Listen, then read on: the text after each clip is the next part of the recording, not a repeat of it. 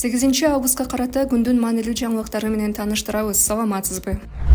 Орусияда мигранттар үчүн киреше салыгын көбөйтүү сунушталды. Мамлекеттик думадагы ЛДПР фракциясынын депутаттары патент боюнча иштеген мигранттар үчүн киреше салыгын 30%га көбөйтүүнү сунуштаган мыйзам долбоорун даярдашты. Учурда Орусиядагы жарандыгы жок ишкерлер 30%, патент менен иштеген мигранттар 13% салык төлөшөт. ЛДПР фракциясынын лидери Леонид Слуцкий мигранттар тапкан акчасын мекенине жөнөтүп жаткандыктан көбүрөөк салык төлөшү керек деп эсептейт. Акча мигранттардын мекенине эмес, биздин өлкөгө иштеши зарыл. Орусияда өз жарандарыбыз үчүн иш орундары керек, деди Слуцкий. Ошол эле маалда Орусиядагы ишкерлер акыркы жылдары өлкөдө жумушчулар жетишпей жатканын билдирүүдө. Буга негизинен адамдардын Украинадагы согушка жөнөтүлүп жатышы, мобилизациядан качып чет өлкөлөргө чыгып кетүүсү, ошондой эле мигранттардын басмырлоолор жана антимигранттык мыйзамдардан улам мекенине кайтуусу себеп болууда. Буга чейин мамлекеттик думанын спикери Вячеслав Володин парламентте мигранттарга байланыштуу 20 ашык мыйзам долбоору каралып жатканын билдирген. Алардын арасында мигранттардын медицина жана билим берүү тармагында, ошондой эле кирешеси 100 000 рубльдан ашса курьер болуп иштөөсүнө тыюу салган мыйзам долбоору да бар. Июль айында орус депутаттары полицияга чет элдиктерди депортациялоого уруксат берген мыйзам долбоорун жактырган. Августтун башында министрлер кабинетинин төрагасынын орун басары Эдил Байсалов мамлекеттик думада талкууланып жаткан мигранттарга байланыштуу өзгөртүүлөрдүн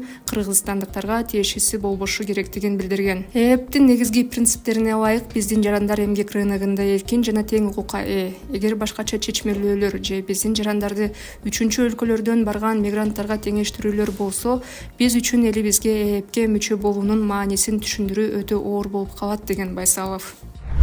Көлбаевдин жесири 8 жылга соттолуп, апасына шарттуу жаза чегерилди. Бишкектин Октябрь райондук соту маркум Кримтөбөл Камчы Көлбаевдин апасы Майя Алиеваны акча адалдоо беренеси боюнча күнөөлүү деп таап, мүлкүн конфискациялоо менен 7 жылга кести. Кылмыш кодексинин 63 беренесине ылайык соттолуучу эркинен ажыратуу жазасынан бошотулуп, ага сыноо иретинде 1 жылдык жаза чегерилет. Бул аралыкта ал мыйзам бузбашы керек жана сот жүктөгөн милдетмелерди аткарышы зарыл деп жазылган соттун билдирүүсүндө. Сот өкүмүнө ылайык Майя Алиева пробация департаментине каттоого туруш керек. Адвокат Бактыбек Жумашев бүгүнкү өкүм боюнча Бишкек шаардык сотуна арыз менен кайрылууга ниеттенип жатканын билдирди. Сот мындан тышкары Көлбаевдин бул иш боюнча айыпталып жаткан жесири Нурия Тентешеваны да күнөөлүү деп таап, 8 жылга эркинен ажыратты. Ага сот чечими күчүнө киргенден кийин издөө жарыяланат. Буга чейин Көлбаевдин бир туугандары бийликке кайрылып, ишти адилеттүү жана мыйзамдын алкагында кароону өтүнүшкөн. Алар апасы 2 жолу инсульт алганын айтып, аны үйүнөн ажыратпоону суранышкан. Эжелеринин айтымында атасы 1983 жылы курган үйдүн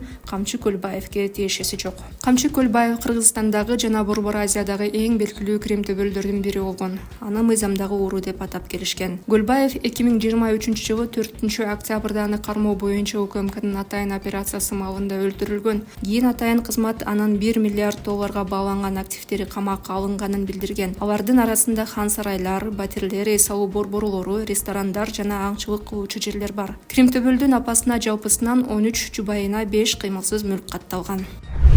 Бишкек шаардык милициясы Свердлов районундагы тигүү цехинде чет өлкөлүктөрдү мажбурлап кармап турган деген шек менен 3 киши камакка алынганын билдирди. 1 августта Жибек жолу проспектисиндеги тигүү цехинде чет өлкөлүктөр мыйзамсыз кармалып турганы жөнүндө билдирүү түшкөн. Текшерүүнүн жыйынтыгында аларды цехтин ээси жана дагы 2 чет өлкөлүк сабап, андан соң бөлмөгө камап коюшканы аныкталды деп айтылат билдирүүдө. Бул боюнча уруп-согуп кыйноо беренеси менен кылмыш иши козголуп, цехтин ээси жана 2 чет өлкөлүк камакка алынды. Быйыл июль айынын аягында Новопавловка айылындагы тигүү цехинде чет өлкөлүктөр кулчулукта кармалып келгени аныкталган. Анда УКМК ишкерлер жергиликтүү милиция кызматкерлери менен ич-ара сүйлөшүп алып, Түштүк Азия өлкөлөрүнөн келген 30 жарандын паспортун алып койгонун билдирген.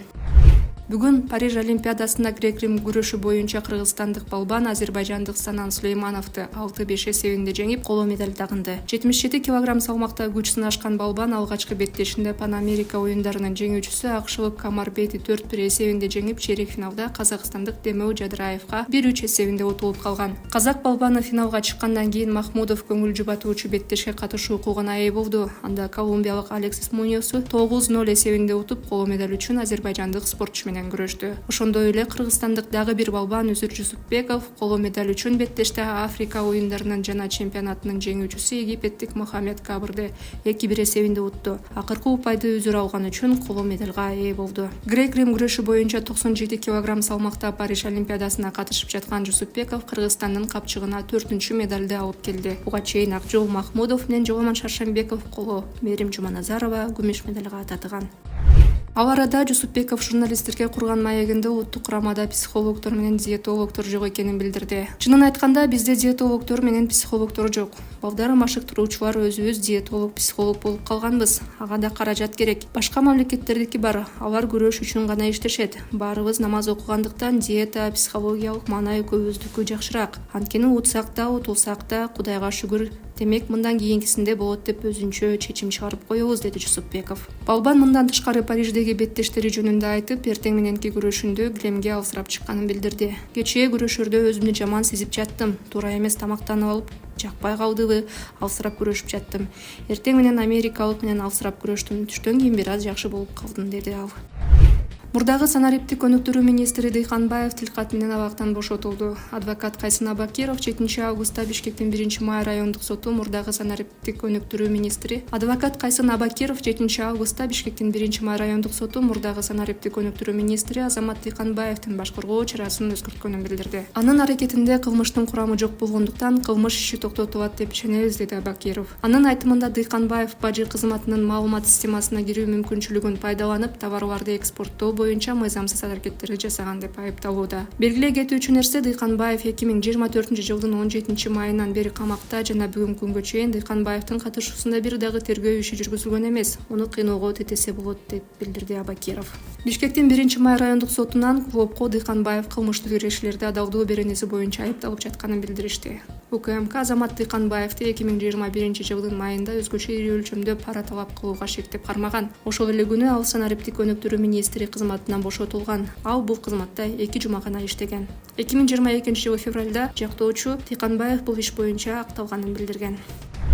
Саламаттык сактоо министри Алымкадыр Бейшеналиев 5-августтан 8-августка чейин Парижге иш сапары менен барды. Бул тууралуу ал жетектеген мекеменин басма сөз кызматы билдирди. Маалыматка ылайык, Бейшеналиев Парижде Франциянын саламаттык сактоо министри менен жолугуп, алардын эки тараптуу кызматташтыкты бекемдөөгө багытталган декларацияга кол коюшары күтүлүүдө. Министр сапарынын алкагында Париждеги Олимпиадалык айылга да барып, кыргызстандык спортчулар жана медиктер менен жолукту деп жазылган мекеменин билдирүүсүндө. Буга чейин Бейшеналиевдин Парижде түшкөн сүрөттөрү сот кызуу талкуу жараткан. Биздин спортчулар мыкты формада. Өз кезегинде дарыгерлер аларга бардык зарыл болгон колдоону көрсөтүүгө даяр, деди министр.